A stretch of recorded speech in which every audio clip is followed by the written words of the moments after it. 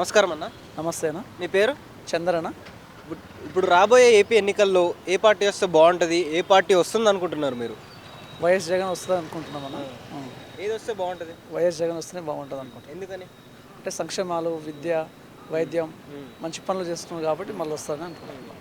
చాలామంది ఏమంటున్నారు అంటే అప్పుల ఆంధ్రప్రదేశ్గా మార్చేస్తున్నారు జగన్ గారు అని చెప్పేసి అంటున్నారు. అది ఎంతవరకు వాస్తవం అంటారు? ఇప్పుడు అప్పుల అంటే ఇప్పుడు డెవలప్మెంట్ ఎంతవరకు అయింది అప్పటికి ఇప్పటికీ చూడండి. 5 సంవత్సరాల క్రితం ఎట్లున్నది, 5 సంవత్సరాల ముందు ఎట్లుందో చూడండి. ఇప్పుడు పోయి కంపల్సరీ జగన్మోహన్ రెడ్డి గెలుస్తారు, మళ్ళీ సీఎం వాళ్ళే అవుతారు. అంటే ఇప్పుడు పవన్ కళ్యాణ్ గారు మరి చంద్రబాబు గారు కలిసి వస్తున్నారు కదా, ఈసారి పోటీ గట్టిగా ఉండబోతుంది అనుకుంటున్నారా మీరు? ఇంకా పవన్ కళ్యాణ్ ఇంకా వాళ్ళంటే ఇంకా మనకు అంత తెలియదు, కానీ వైఎస్ జగన్ అయితే గెలుస్తారు. అంటే వైఎస్ జగన్ గారు చేసే సంక్షేమాలు కూడా కొంతమందికే వస్తున్నాయి, కొంతమందికి రావట్లేదు అని చెప్పేసి అంటున్నారు. అది ఎంతవరకు వాస్తవం అంటారు? అందరికి వస్తున్నాయండి, అందరికి వస్తుంది.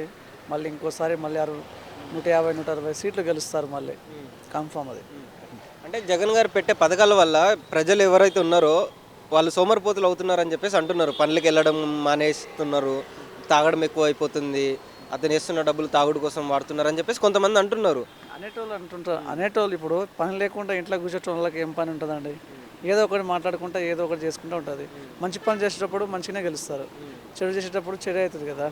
అదే ఇప్పుడు ఫైనల్గా జగన్ గారు వస్తే బాగుంటుంది అని చెప్పేసి మీరు అనుకుంటున్నారు. మా ఆలోచన అదండి. Thank you. ఇప్పుడు రాబోయే ఏపీ ఎలక్షన్స్లో ఎవరు సీఎంగా అవుతారు అనుకుంటున్నారు? ఏ పార్టీ వస్తుంది అనుకుంటున్నారు? జగనా లేకపోతే చంద్రబాబు గారా?